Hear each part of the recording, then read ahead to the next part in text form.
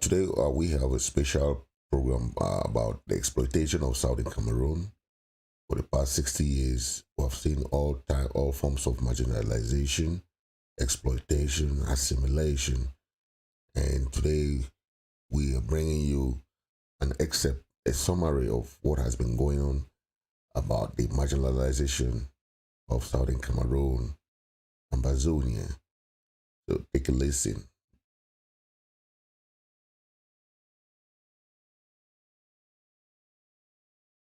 Its French abbreviation as DAG or DAG.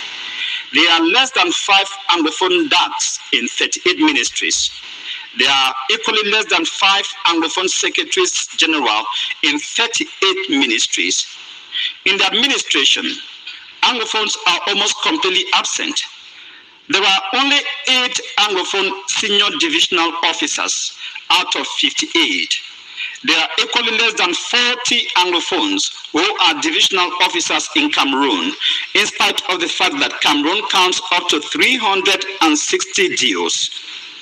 The military is another black area for Anglophones. French is the de facto official language in the military. The police force witnesses a similar level of Anglophone marginalization, according to some analysts. Anglophones have been indeed in all of these for a very long time. But when we look at what is actually happened, many of you have an impression that all is not going well at all. Because when you look at the military, like I said, it's another black area for Anglophones, and French is the de facto official language in that corps. The police force witnesses a similar level of Anglophone marginalization, and Anglophones have been, conditioned not to dream of heading the national security and defense ministries. At the police training college in Mutengene, more than 70% of the students are Francophones, even though the school is found on Anglophone soil. The presidency is almost exclusively Francophone territory. Anglophone officials there are not only few, but have been programmed to play only second fiddle. Of the more than 36 heads of diplomatic missions, only 6 are Anglophones. In the most important English-speaking countries like the United States, United Kingdom, and Canada, there is no Anglophone heading the diplomatic missions. Anglophones, despite the sweeping victories of the ruling party in the 2020 municipal, parliamentary, and the 2018 senatorial elections in the Northwest and Southwest regions, continue to be marginalized by the ruling party, according to some of them.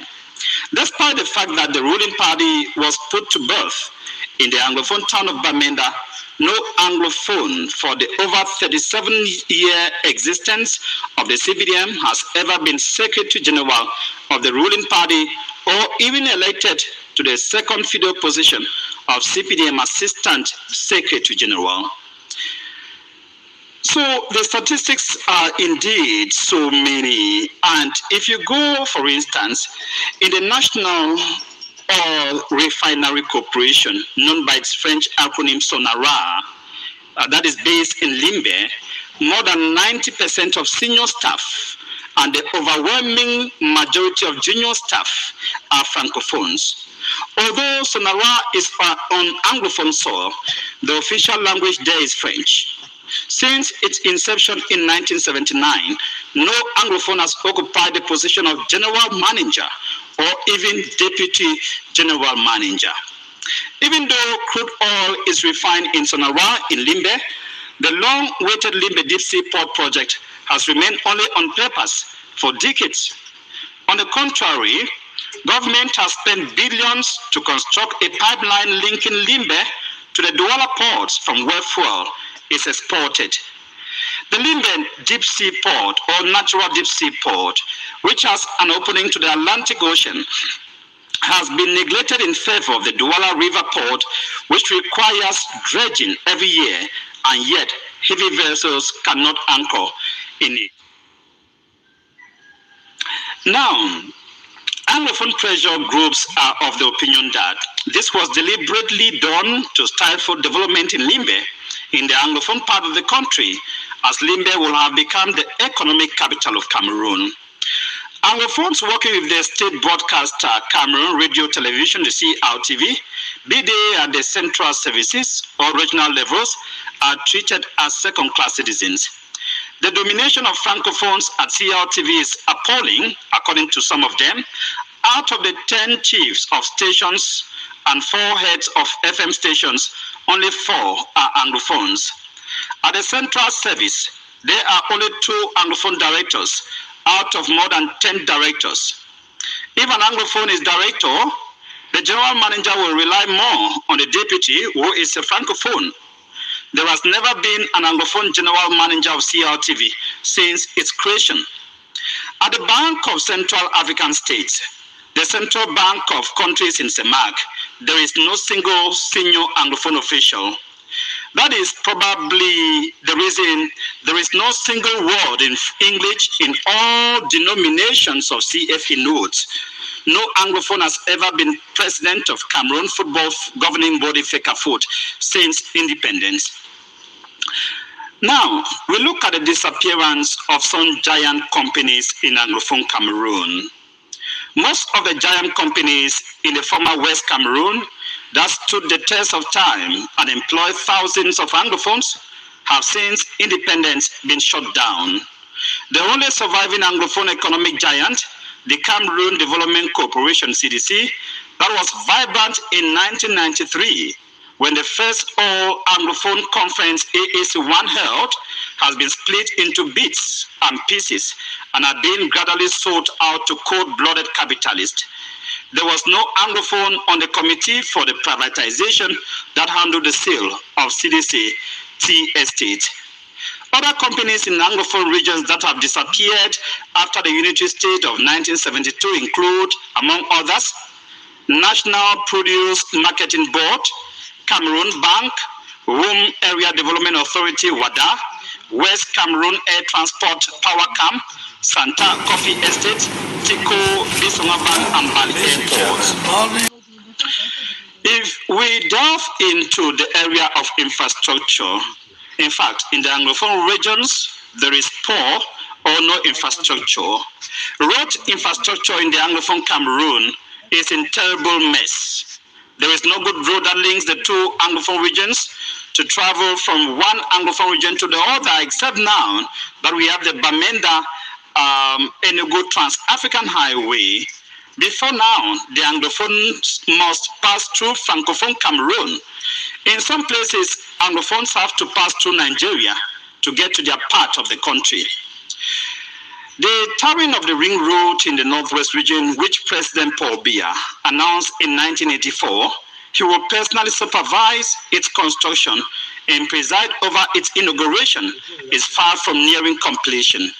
To make matters worse, portions of the road which were poorly constructed have become a nightmare for users. The number of lives lost on that road is counted in their hundreds. A few years ago, government announced that it had lobbied and obtained funds that will conveniently tar the Babaju-Bamenda Road. But as soon as the road was tarred right after Mbuda in the Francophone West region, and with expectations that the construction will continue right up to Bamenda in the Northwest region, as was initially budgeted, news came that the funds allocated for the project had been exhausted. Other neglected road projects in Anglophone Cameroon include, among others, the 43-kilometer Lum-Tombel-Kumba Road, Kumba Ekondotiti Road, the Nchang Menji Road, Bamenda-Mbingi Road. All hydroelectricity generation plants are in Francophone Cameroon. The Mekim, Memvele, the Lompanga, the Naktigal, the Deya, the Songlulu, and Lagdo. The Yokepa generating plant that used to operate in the former West Cameroon has since been shut down in what Anglophone pressure groups say is part of the Francophone conspiracy to slow down development in Anglophone Cameroon. Now, we look at the attempts to strangle Anglo-Saxon system of education. Cameroon's education sector is theoretically divided by decree into two subsystems, one Anglophone and the other Francophone. The Anglophone educational system has been attacked on several occasions, notably during the attempt to reform the GCE. It took the stiff resistance from the parents who braved cannon and tear gas to save the Anglo-Saxon system of education. The bilingual school structure is a juxtaposition of the two school systems. The attempt to harmonize the educational system in the country has been categorized as a diabolic intention to kill the Anglo-Saxon system of education and the Anglophone culture in Cameroon. In most of the universities and professional schools in Francophone Cameroon, few subjects are taught in English. Over 90% of the subjects are taught in French. In alien system of academic terrorism characterized by intimidation and malpractice. While nobody cares if Anglophones are admitted into the elite professional schools, compulsory quotas of Francophones were once forced into the Faculty of Medicine in the University of Boya through the barrel of the gun. A vice-chancellor was sacked for failing to admit Francophone students into the Anglo-Saxon University, while the Faculty of Medicine in the next door Douala can forget to admit Anglophones and get away with it. Now, when we look at the Anglophone media, there is definitely a bleak future for this media. It is true the private media in Cameroon has problems, but the Anglophone media has a peculiar problem. This is not only explained by the fact that there are few Anglophones in positions of responsibility who can give advertising jobs to English-speaking media organs or sponsor them. The honest truth is that Francophones in juicy positions take delight in giving advertising jobs even when they are written in English language to French newspapers. English media organs are viewed by Francophone authorities as spies or opposants. Of the over 10 daily newspapers in Cameroon, only one is published in English language. Now, what is the way forward? As Cameroon battles to resolve the more than 6 years crisis in the two English-speaking regions, political analysts appear unanimous that a return to the federal form of government offers a pragmatic and result-oriented administration for a country like Cameroon with diverse specificities. Neighboring Nigeria practices a federal system. Yes, that is a report of how things have been going for the past 60 years. And if you see what we have listened here, this is just a synopsis of what has been going on. But today the Southern Cameroon people are already tired of living with this exploitation, this marginalization, and so on and so forth, or trying to change the form of government, the form of state, or whatever. So today, the people of Southern Cameroon have declared their independence, and they are looking forward for a new country called Ambazonia. I'll bring John Foncha, the former Prime Minister of Cameroon, Southern Cameroons, who explained in his own words how the people of Southern Cameroon were marginalized and how the power was taken from him as a Southern Cameroon Prime Minister and handed to Yaoundé.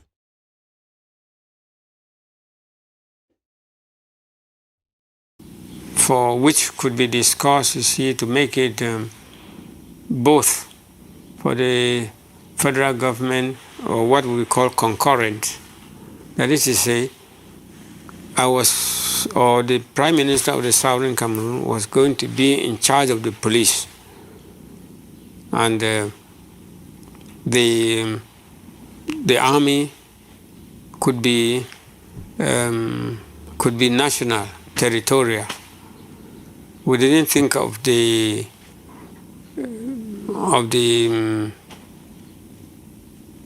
gendarme to be extended in the southern Cameroon for any reason. It was because when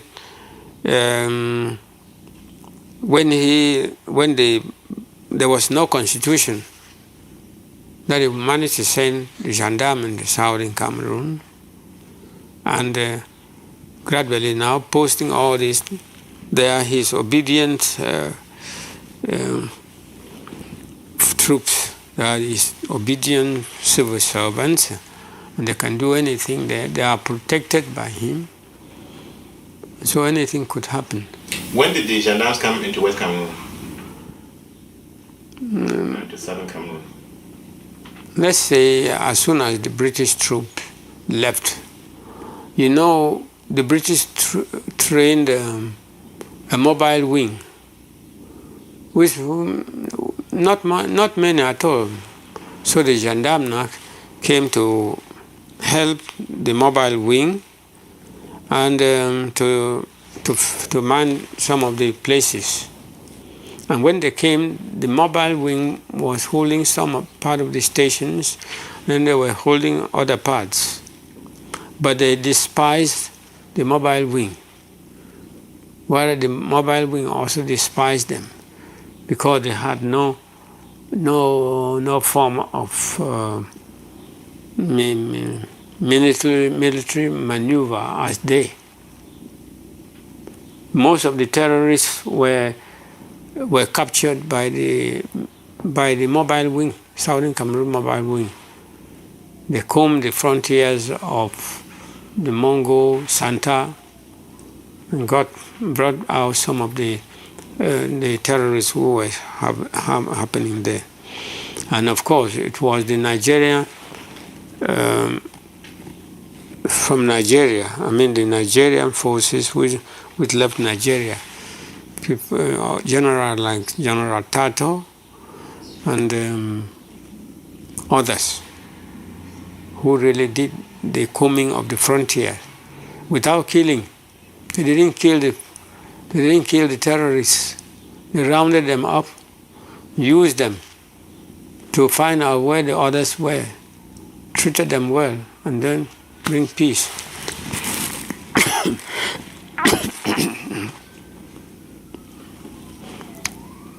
The Southern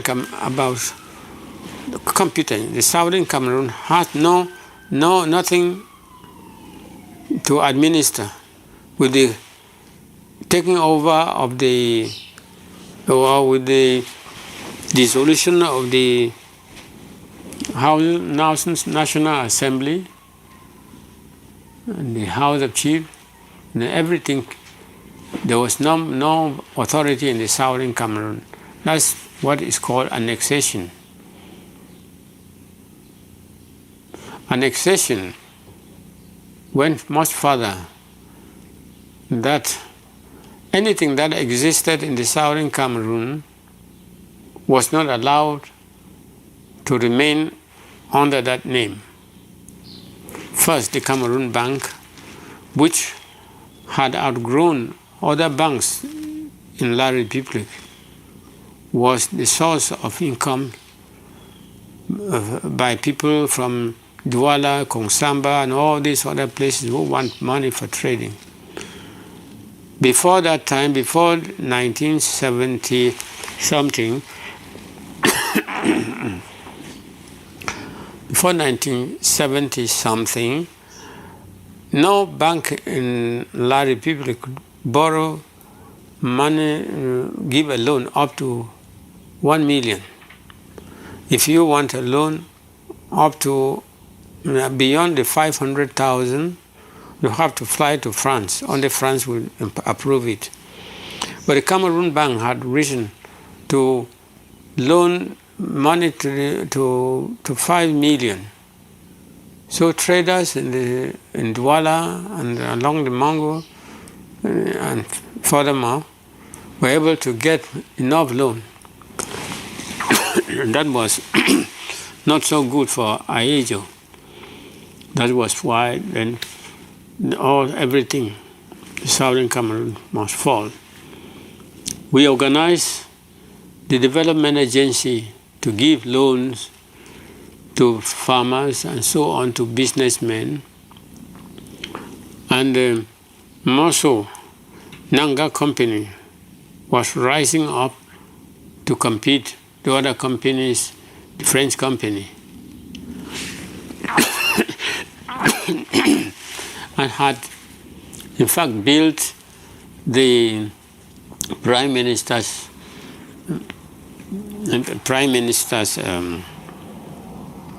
office in the southern Cameroon out of a mere 45 million francs at that time.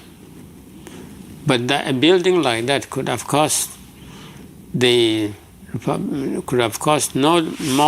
less than 150 million.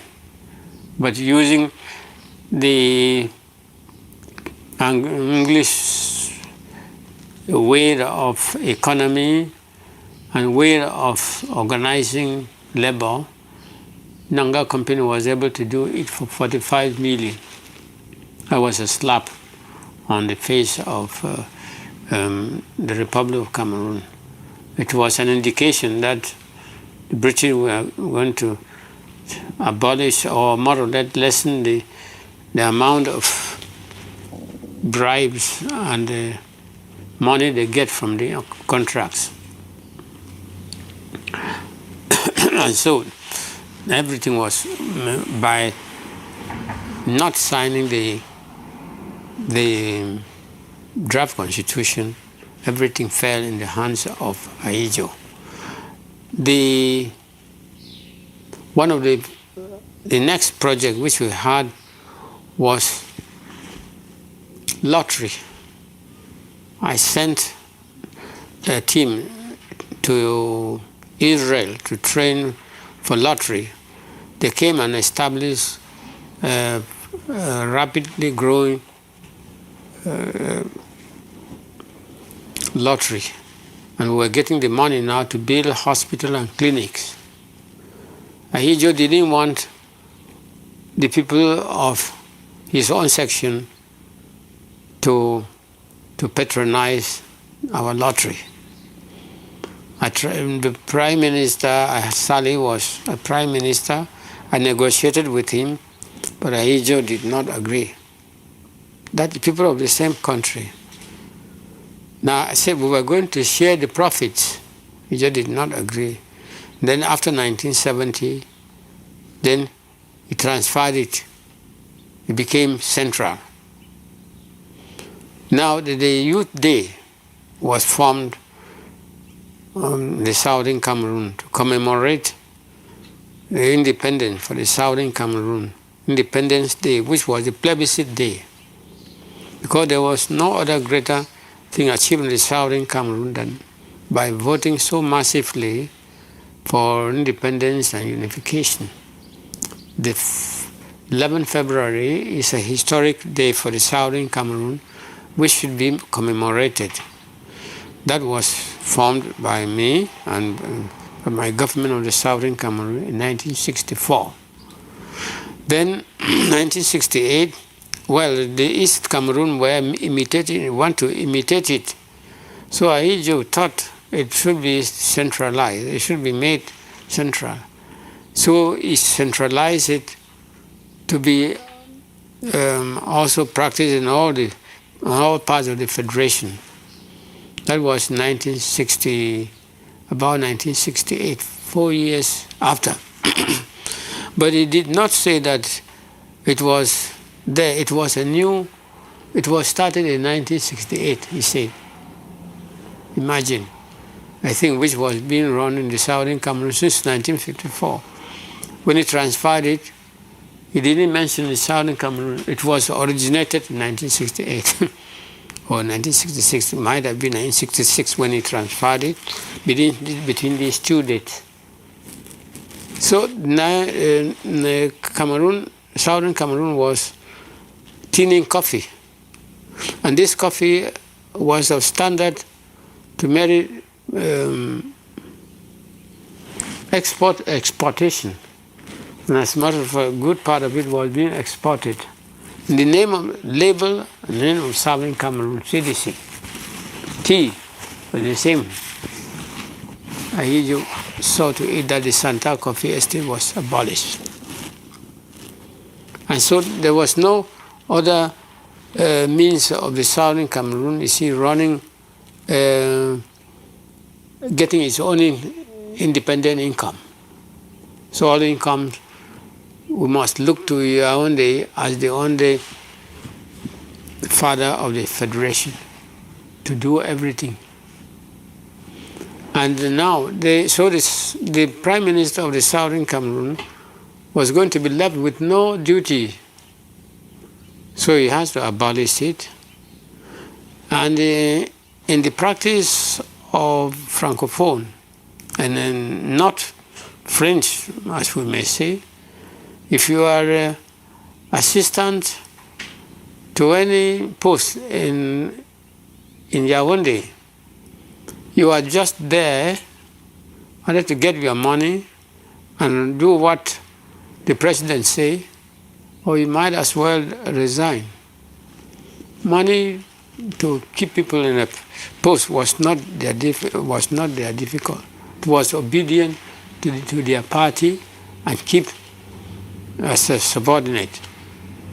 And with us, that was not possible. We were not running that much. So he had to get a new set of people, you see, who had to toe his line of action. I found myself, you see, incapable of doing things in a very awkward way, in obedience to the head of state. Because I insisted that anything that I do should reflect my own mentality. And everything that I did, which was going to do that, was abolished. I was charged with the president or national president or chairman of the Higher National Council for Education. And I held that post up till the time I left, or before the time I left. I had talked so much about technical education that in the end, a good subsidy from the United States President, I think President Agnew, gave $10 million. That was a big sum of money at that time for technical education. And I told Ahijo that I would like the Southern Cameroon to benefit from that 10 million by raising the technical college of Ombe to a higher technical college, an institute, as at the beginning one in Bamenda. But Ahijo spent all that money on his own side. Instead, I never knew that that was his ways of doing things. Instead, it decentralized, it downgraded the Ombe Trade Center Technical College to the grade of his own cap. All the heavy equipment left by the British were looted. Everything was run, and then he transferred all the British trained teachers there. He transferred them to teach secondary school.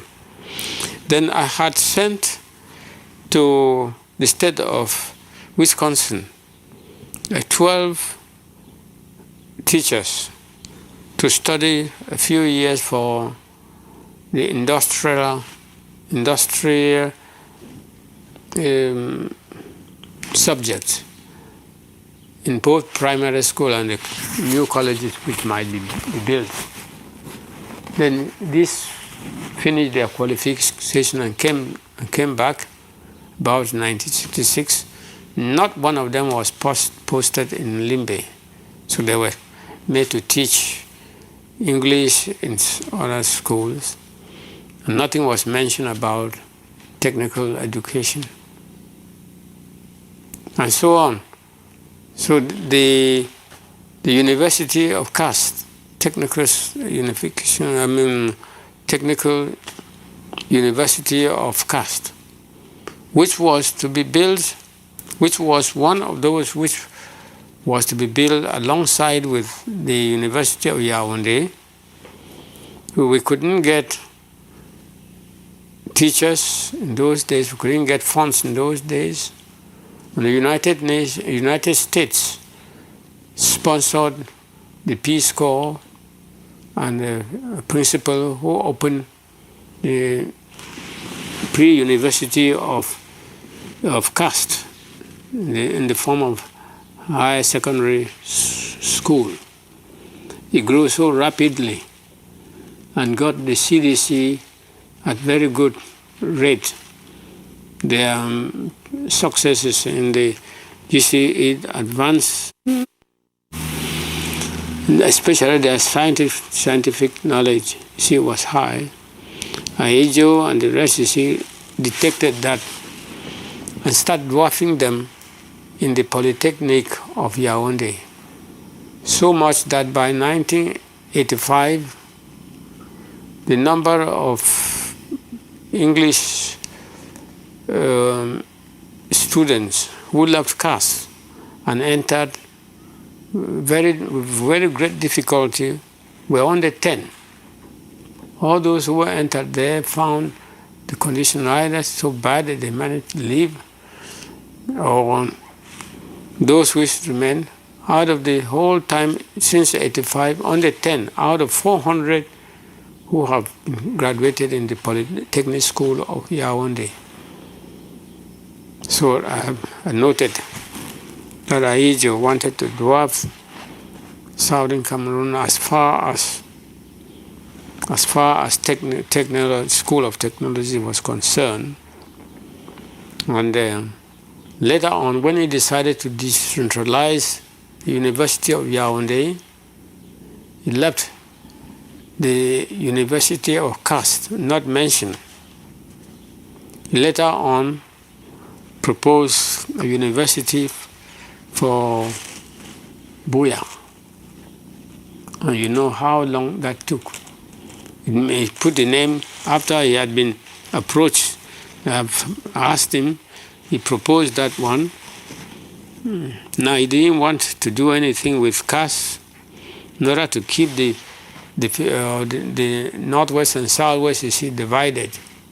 So he proposed a university a university with no anything. Probably it was going to be a university of culture. He later on made it a translation bureau, as we call it. How could a whole university be for translation? And so it was built. Those buildings were with equipment, with no equipment, and with a number of teachers. What were they teaching? About less than 100 students were there for a whole university. It was recently when Paul Biya found me trying to raise so much objection for rejecting the Southern Cameroonian in the technical education, technical university of Douala. When he started trying to allow very few to enter, very few English-speaking Cameroonians to enter. Otherwise, they wanted to dwarf the Southern Cameroon from any technical rising. They had found our scientific knowledge high, our secondary school organization high. They want to abolish the GC in 85, when I stepped in and they brutalized our student. When I stepped in to quarrel with Paul Biya, they brutalized the student. I took them to task in the Central Committee meeting. And then the only persons who could support me was the late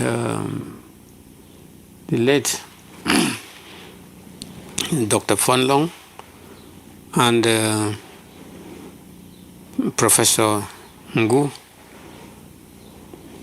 And they made it clear.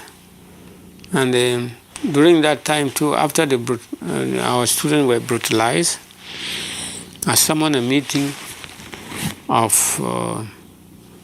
Endele, Mona, Egbe, and myself to meet in Yaoundé and then discuss the matter with the president. The day I arrived, I flew to Yaoundé. None of them appeared. They were still my opponent. Endele did not come, Mona did not come. And so that failed. And I wrote to I wrote to Paul Biya asking him that he wants to discipline our sons and daughters out of our own intervention. I asked him whether he would be able to do that. And the security men said at that time that if the students demonstrate, we're going to shoot.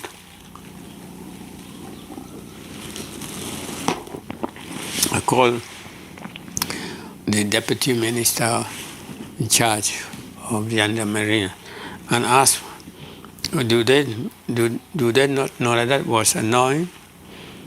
Whether when they shoot any student for demonstration, I will sit with them.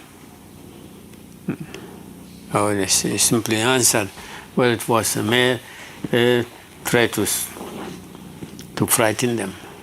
So we don't frighten people by talking about shooting. Told him whether he had known that students in some part of the world burn themselves with petrol for protests, and whether by that frightening the English people will stop bringing their voices to be heard.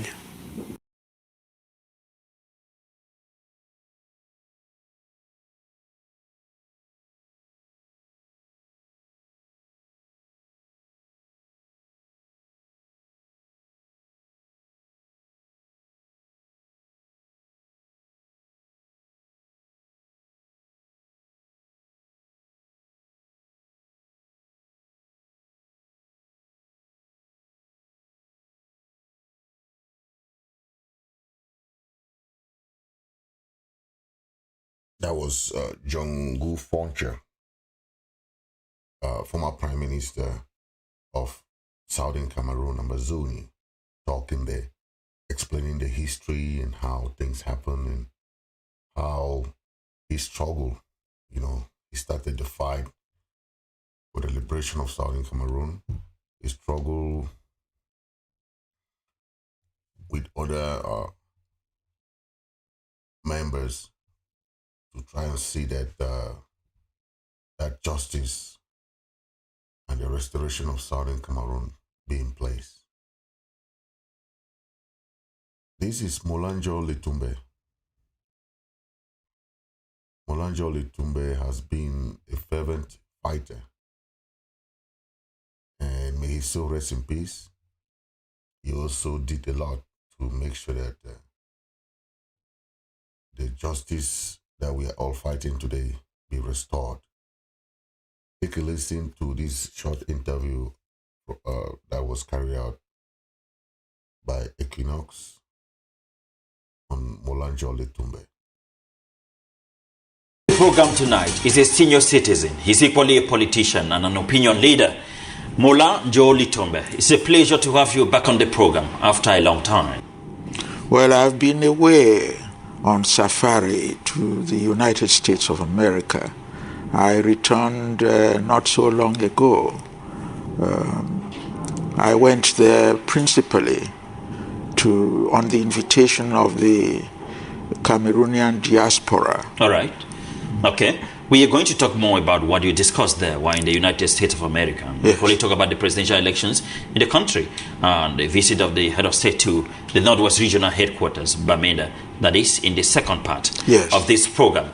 In the major news briefs of the week, back to my guest, Mola Jolie Tombe. You've spent more than a month in the United States of America. Why did you go there? I went to the United States on the invitation of the diaspora there. Like you said before? Yes.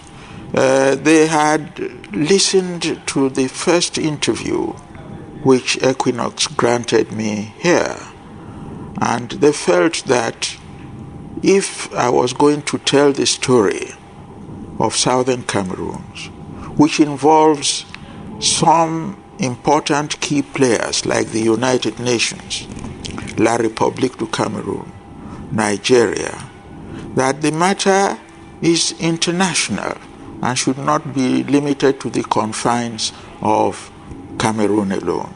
They therefore invited me to come and talk to the international community in the capital of the world as it is, so that the voice of this crying child of Southern Cameroon can be heard in the four corners of the world. So you were invited by Cameroonians who live abroad? Yes. Not by the government of the United States of America? No. It's Cameroonians who live abroad, having listened to the yes, like you mentioned before. Yes. Did you meet some American authorities? Not officially. I left that to the people who had invited me. They were to invite the people who were to listen to me when I addressed them. Was that the first time that you were invited Yes. overseas? Yes. Since you started this struggle? Yes. All right. What did you tell them? Oh, I told them about the problems facing Southern Cameroon. I gave them the history of how two United Nations trust territories, East Cameroon, which was French Cameroon, and British Cameroons, were established. They were parts of the German colony of Cameroon, because when Germany was defeated after the First World War, it renounced all its African territories at the Treaty of Versailles. And because France had overrun the greater part of German Cameroon, it was given that as a mandated territory of the League of Nations. And Britain, a smaller portion called British Cameroons, was also given to Great Britain under the League of Nations. On the formation of the United Nations in 1945 in San Francisco, these mandated territories were converted to trust territories, and agreements signed respectively with France over French Cameroon and with Britain over British Cameroons to prepare these separate territories ultimately to self-government or independence. Now, France granted independence to its own sector on 1st of January 1960. Southern or British Cameroons was still a trust territory. And on 14th of December 1960, the United Nations passed the landmark resolution 1514, saying that colonialism was evil and all colonized people should be granted unconditional independence, whether they were rich or poor, or whether they were educated or stark illiterate. They said that these people were there before the white man came, and they will find their way if they were left on their own. It was a country like Britain who grumbled and said that in some territories they have set up a police force an army, and a public service, that if they granted independence as had been decided upon the previous on 14th of December, there will be chaos, because in some areas these people were not able to raise the necessary funds to run these public services. So the UN then said, well, look, the ultimate objective of any country is self-government or independence. But if a territory feels that it cannot carry all the burdens of independence, it could negotiate with an already sovereign country to correct the deficiencies that it has. For example, a country may be too small to cater for its own defense, or it may not have sufficient resources to establish embassies around the world. In that case, the UN said in those circumstances, it could opt to join a neighboring sovereign state, either by way of association or by integration. And the resolution 1541, passed the day after the Universal Declaration of Independence for all colonial territories, defined what is independence by association and what is independence by integration with a neighboring sovereign state. Now, the problem in southern Cameroon, which is the southern part of the former territory of British Cameroons, is that although the United Nations conducted a plebiscite on 11th and 12th of February 1961 throughout the national territory of British Cameroons, and the question asked was the same: would you like to have your independence by joining La République du Cameroon, or would you like to have your independence by joining the Federal Republic of Nigeria? The results of the plebiscite are recorded, and the majority... They voted to join La République. Yes. You've already made that abundantly clear. Yes. From this historical brief that you just gave us, yes, you delivered this to them, the yes. Cameroonians in the diaspora, those who invited you. Yes. What was their reaction after that? Oh, they exclaimed and said that for the first time they are listening to the history of southern Cameroon from somebody who was not just told or educated in a classroom as to what transpired, somebody who was alive and well when these events were actually taking place. So I pointed out that we could not attain independence by association because the territory of southern Cameroon no longer exists. That the only alternative is for us to have independence by integration with La République du Cameroon. Now, the UN in resolution 1541... Okay, by saying that, I get your point clearly. Yes. You, in that case, you are not talking about secession. You are talking about gaining independence by integration in Cameroon. Yes. Why working with the Cameroon? Yes, if you would... That is to say, when you say integration, what do you mean? It was defined in resolution 1541. And it says that if the non-self-governing territory finds that it cannot carry the burdens of independence on its own, it cannot, for example, arrange its defense or have embassies around the world, it could integrate with an already sovereign state. But if it were to do that, they shared the three powers of government, the executive, the legislature, and the judiciary equally. But Mola, that is already happening. It hasn't, not to my knowledge. That was Molanjoli Tumbe there, explaining the history of southern Cameroon and Ambazonia.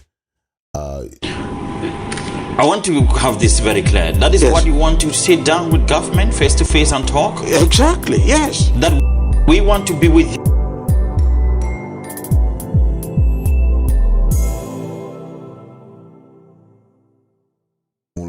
Tumbe passed away, but his legacy lives on. I want you to listen to the second part of the interview.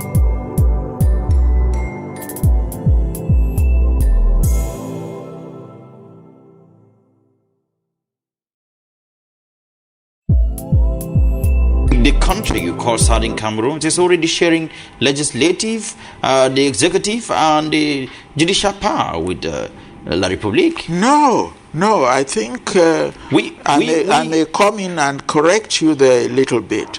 The UN said that in sharing executive power equally, this means that if the country has only one president, that post alternates from one side to the other, because the idea was that even the small territory should taste the sweet honey of independence.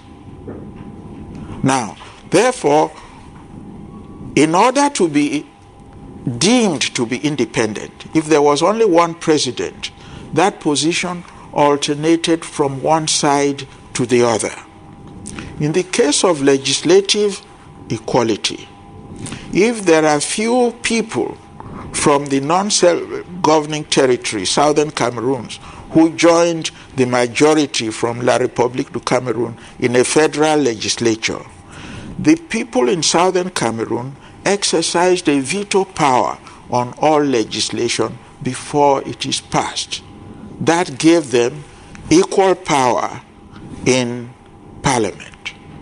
For judicial equality, if both sides did not produce an equal number of magistrates throughout the national territory, and there is only one Chief Justice, that post of Chief Justice also alternates from one side to the other. All right. Now, you have given us the way in for this interview. Yes. You have now made it clear that you are fighting for recognition in Cameroon.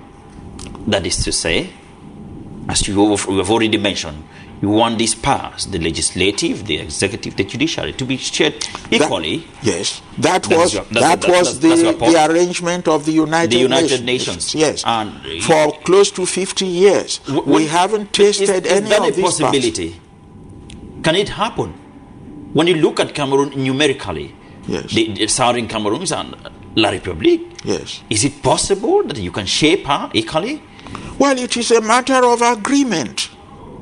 If La République du Cameroon agreed that they wanted Southern Cameroons to join them in accordance with the provisions of the UN Charter, they didn't have much choice in the matter. It was by agreement.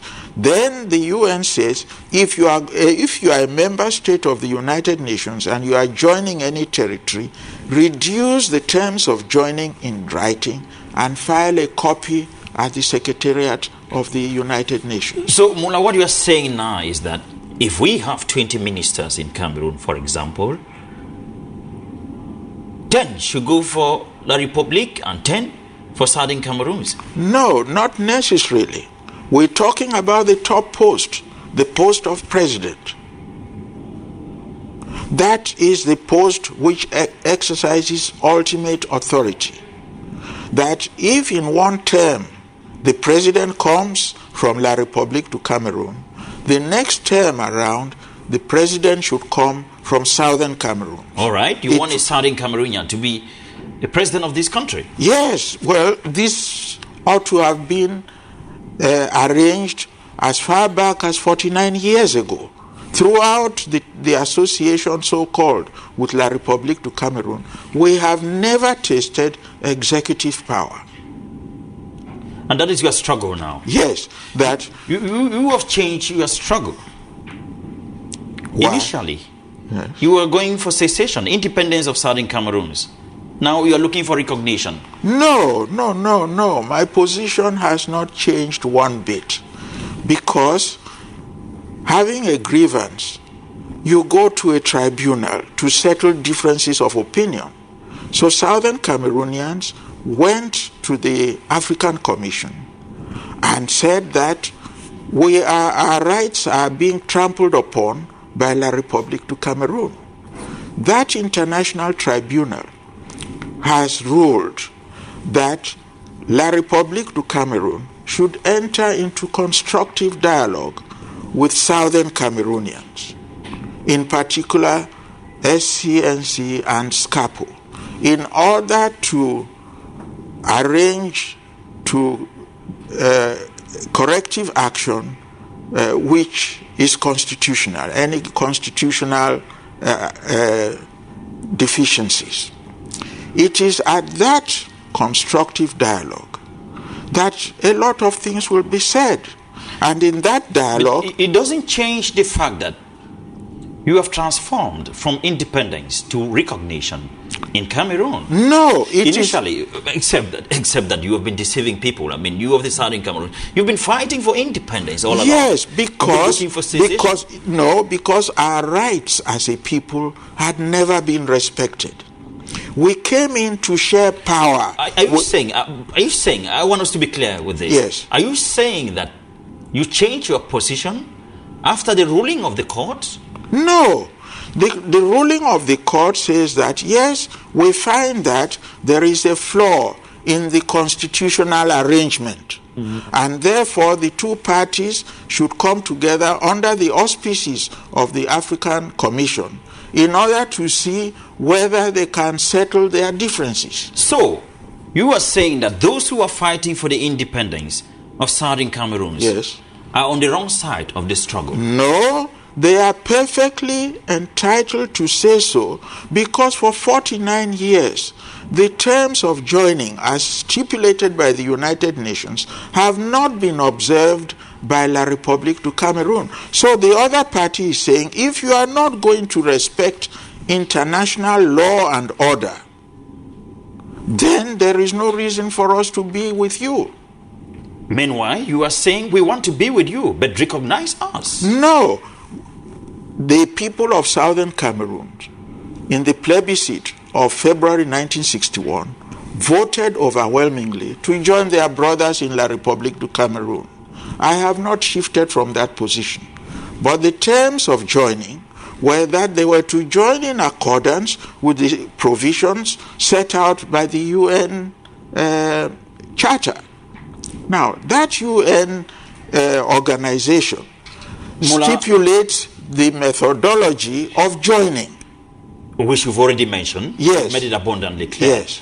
I have talked to several people who yes. are involved in this struggle. Yes. They believe that what we are fighting for is independence. Yes. Now, you are saying we want recognition in Cameroon. Sharing of power. Yes. That's yes. what you said. That's what yes. it's clear. Yes. Is this not division? No, it isn't. You see, if people get together, a husband, a man, and a woman, and they sign an agreement that this marriage between us is monogamous, and when the man is made a chief, he says a chief does not just marry one woman, he takes on other women. The wife whom he got in monogamous wedlock has a right to complain. She can go to court and say, my husband has broken the terms of the marriage.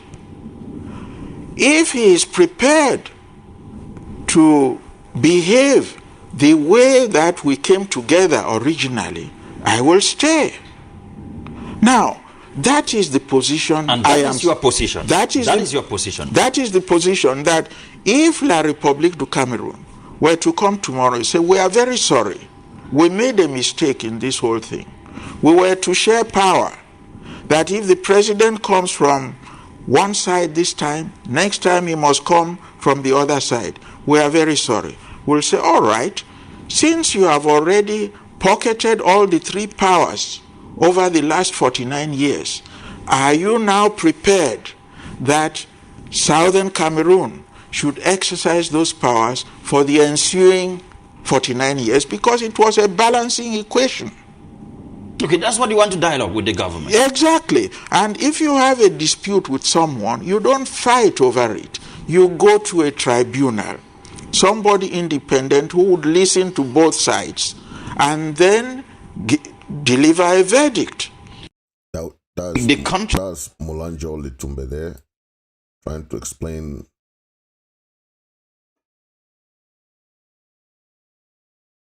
And let's continue with Molanjo Litumbe in the interview.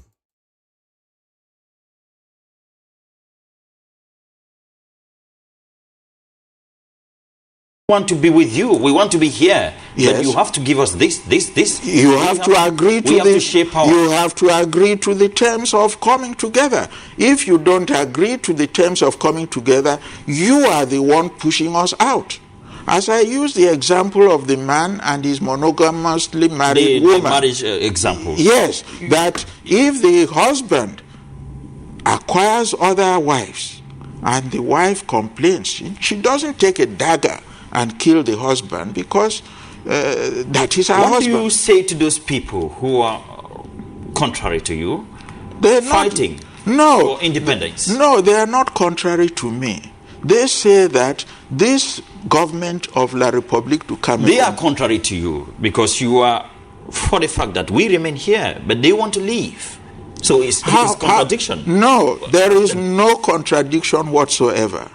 It is in desperation because this government is impervious to the rights of international treaties.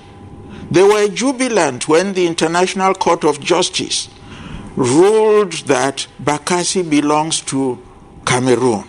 At that point they hailed the International Court of Justice and said, yes, that is so. But the Banjul Commission is set up by a decentralized arm of the United Nations called the African Union.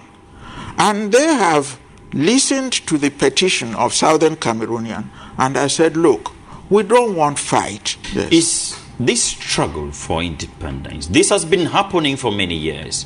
The struggle for independence, your own struggle for recognition within the country, the Republic of Cameroon. No. In actual fact, on a matter of correction, to tell you the bad faith of La République du Cameroun, they alleged that we joined them in a federation on 1st of October 1961.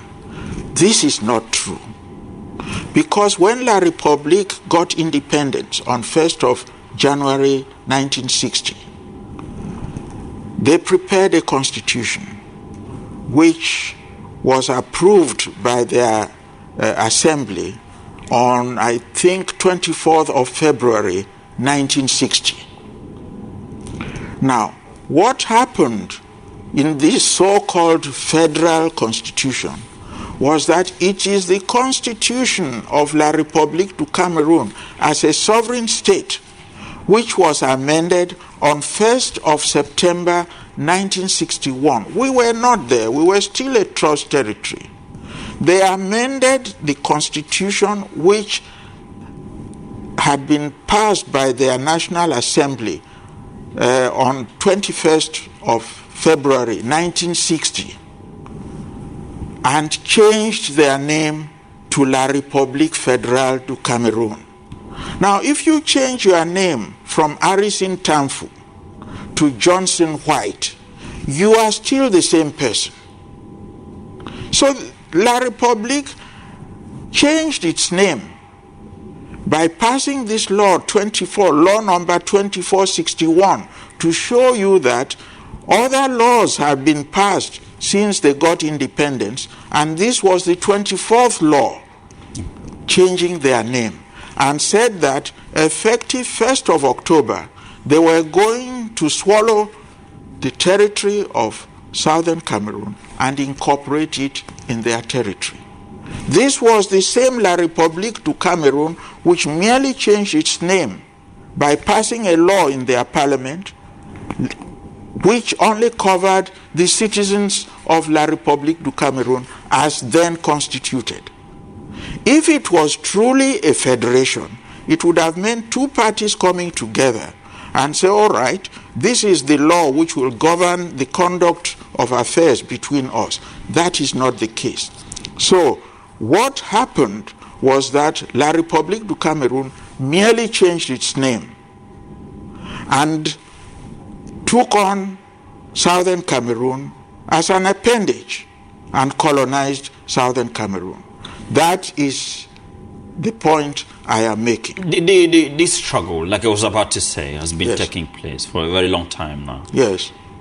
Is it attainable? Of course it is attainable, because the world is governed by the rule of law.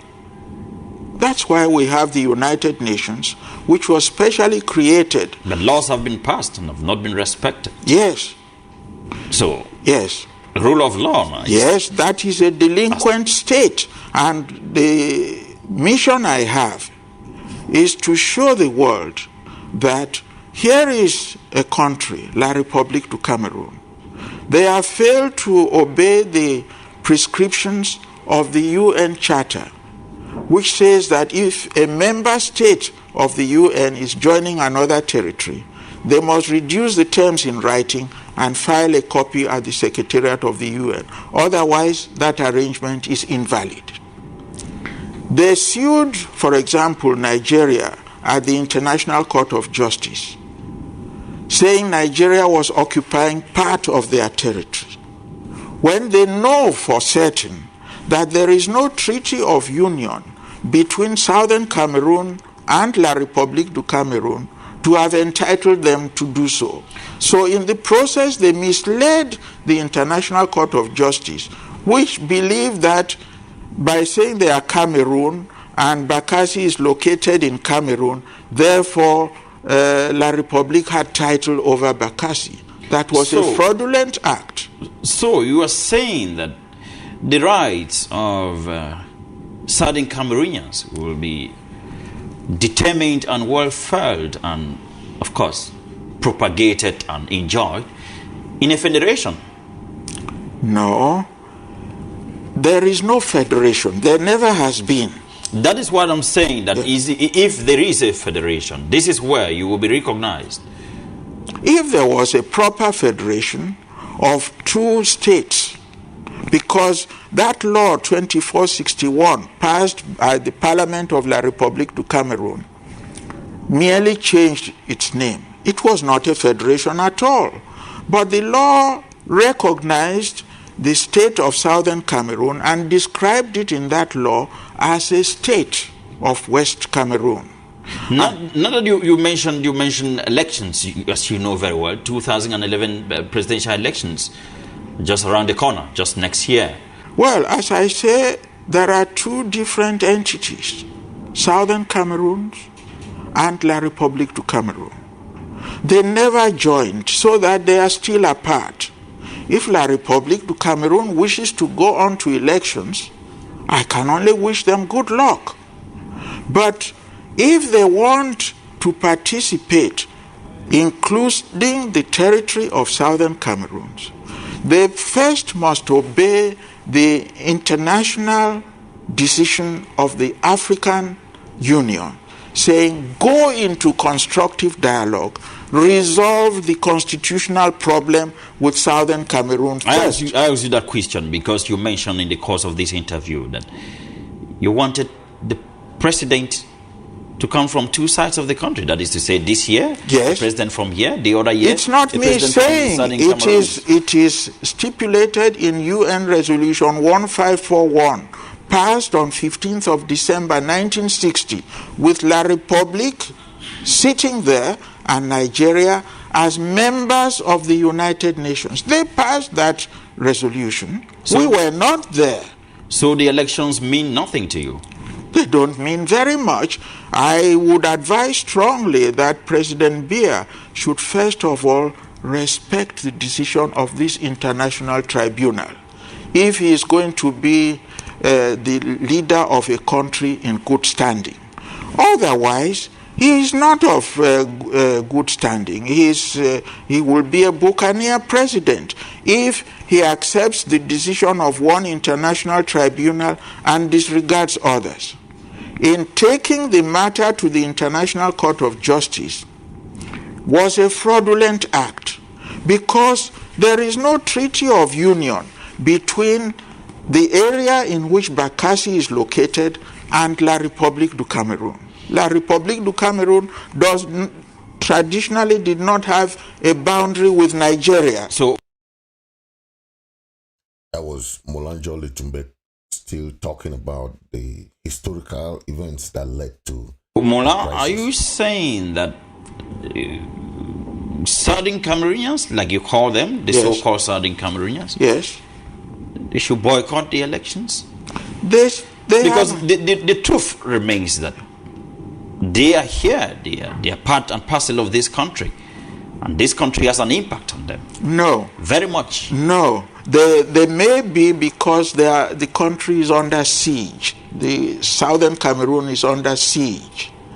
And That is to say? That is to say, the army, the police, and the administrative authorities are an imposition on poor Southern Cameroonians. They don't even have a police force of their own, you know?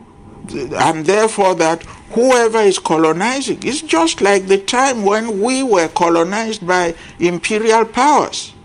You were not free to do as you, because they will take policemen and gendarmes, people looking like you, to arrest you and beat you up, although they were black people like you. This is what is happening now. That La République du Cameroun is colonizing Southern Cameroons. The sharing of power, which the UN stipulated to be the basis on which... Let us come back to the elections. Yes. Should they go and vote, participate? I don't see why they should trouble themselves in that. I will not do that, because although I am governed by La République du Cameroun because they are colonizing Southern Cameroons, really I have no business there.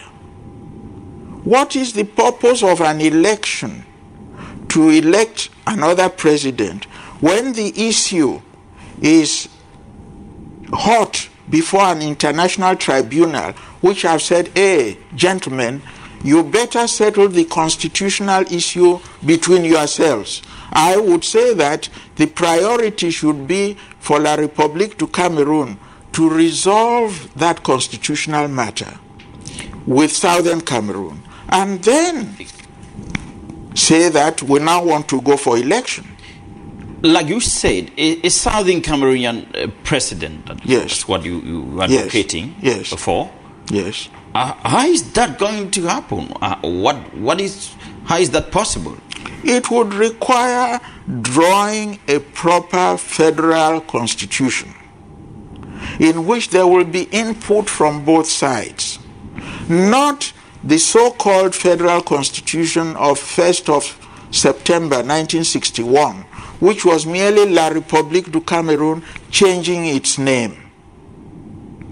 It was just pretext. You can change your name anytime. They changed it from La République du Cameroun to La République Fédérale du Cameroun, United Republic of Cameroon, and back again to La République du Cameroun. It is the same person.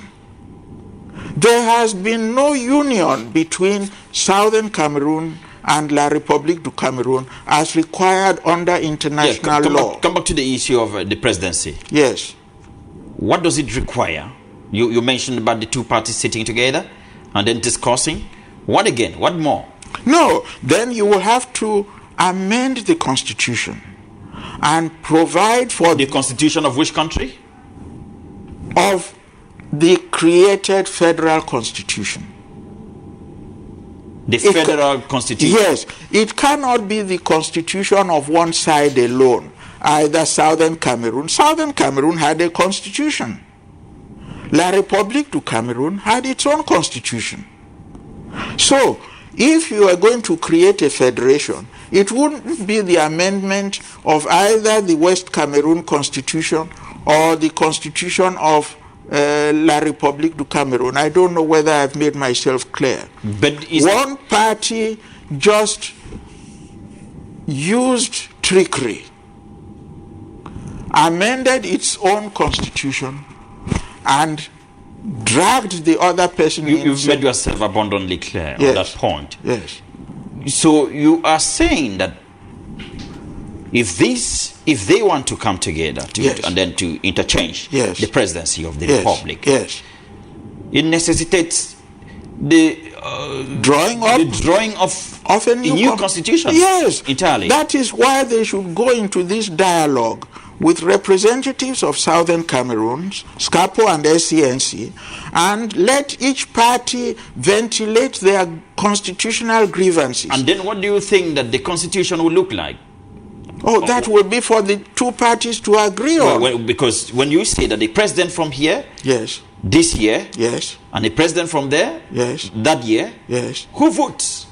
No, if the two parties, they are two separate entities, each of them entitled to independence in their own right.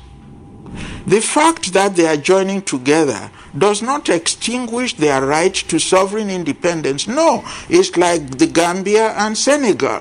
At some point, as you would remember from your history, they were Senegambia. But having prepared a treaty of union, filed it at the UN, that provided the conditions whereby the marriage could be dissolved if the need arose. So at a point, after a number of years, they just decided that no, we've had enough of each other, and they went their separate ways. This is what I would like to see between Southern Cameroon and La République du Cameroon. First, there has got to be corrective action. One party has pocketed all the three powers of government over a period of 49 years.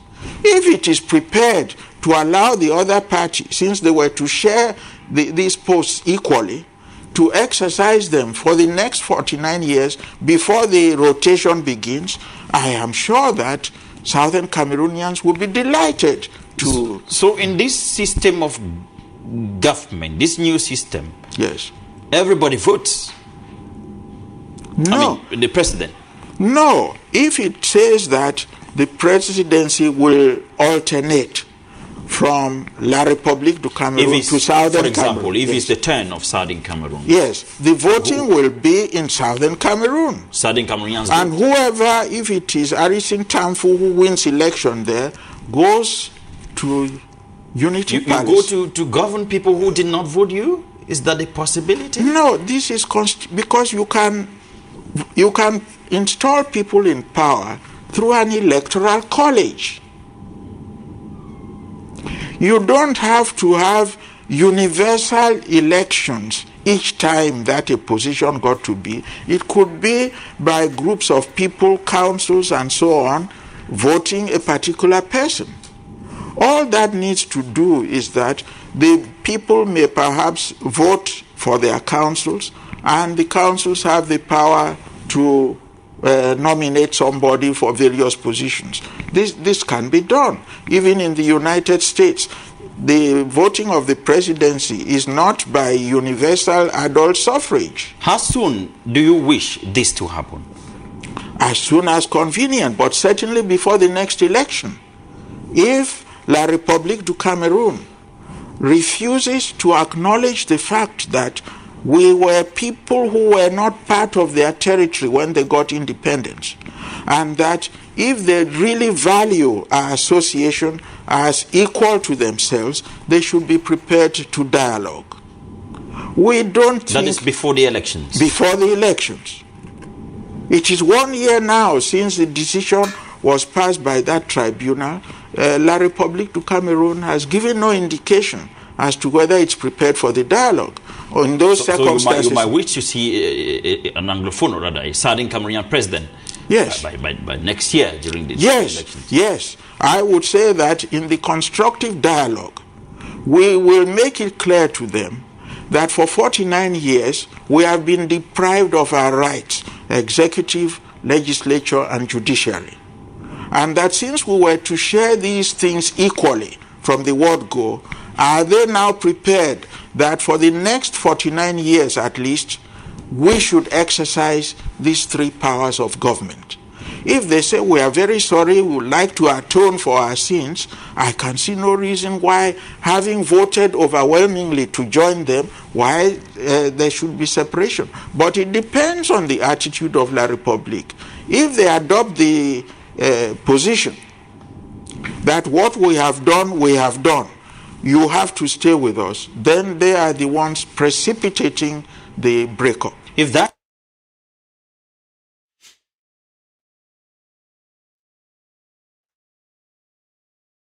was dialogue is not accepted, Yes. if the government, well, the so-called Republic, if they don't want to dialogue with you, what next? Yes. The way forward is that for the first time in the history of this struggle, the matter of the complaints of Southern Cameroons have entered the United Nations club. You know, the United Nations, headquartered in New York, has created regional unions. You have, for example, the European Union, which takes up issues concerning Europe. You have the African Union, which considers matters pertaining to Africa.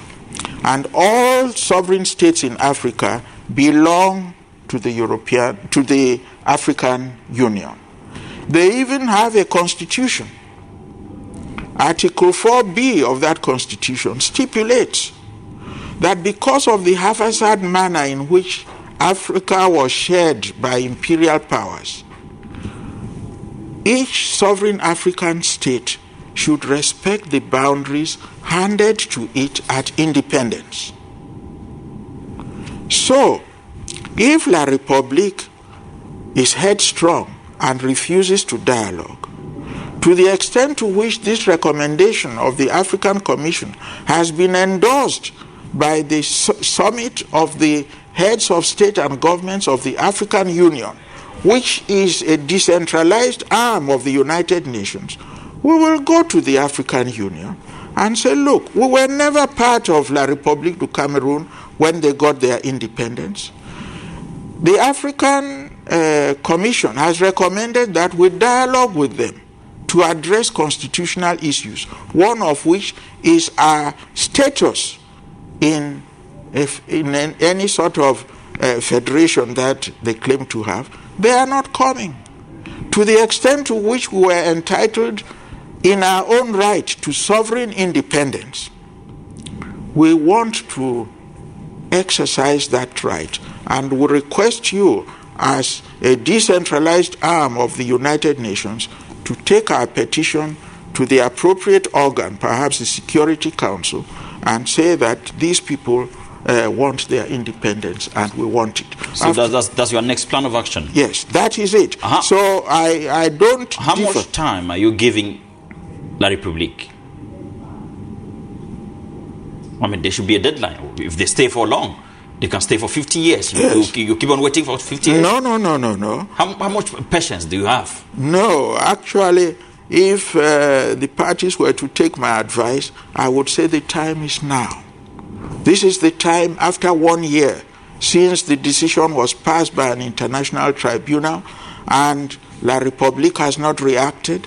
I said this is the time to apply through the African Union to table our matter before the United Nations for the sovereign independence of Southern Cameroon. All right, Mola Njoli Tumbe, we're about to come to the end of the interview, but before we go, as you know very well, the head of state Pobia is expected to visit the Northwest Regional Headquarters, Bamenda, anytime from now. The date is not yet official. Will you welcome him? Well, if he is coming to announce or to make a confession of his sins of omission, I would welcome him.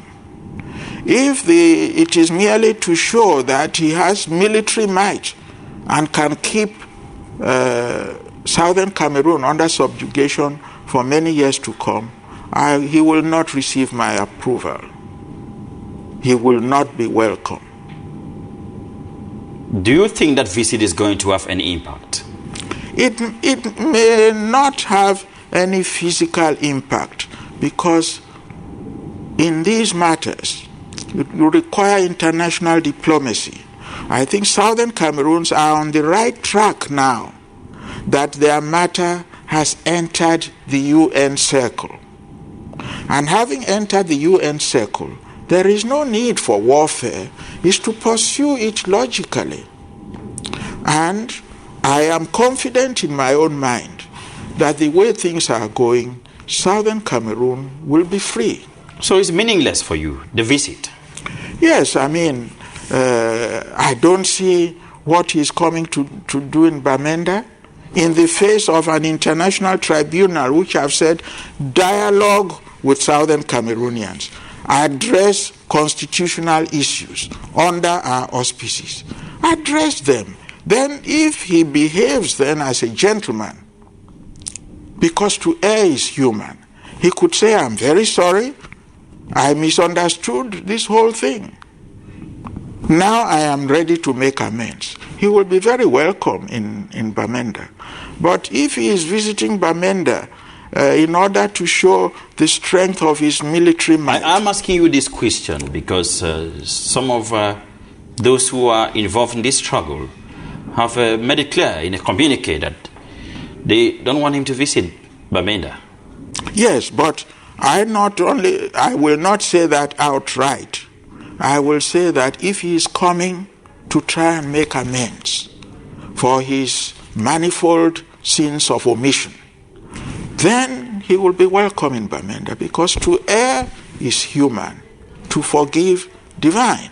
Mula Njoli-Tumbe, I've spent a wonderful time talking with you. We've come to the end of the interview. Thank you for your time. Thank you for asking me to come.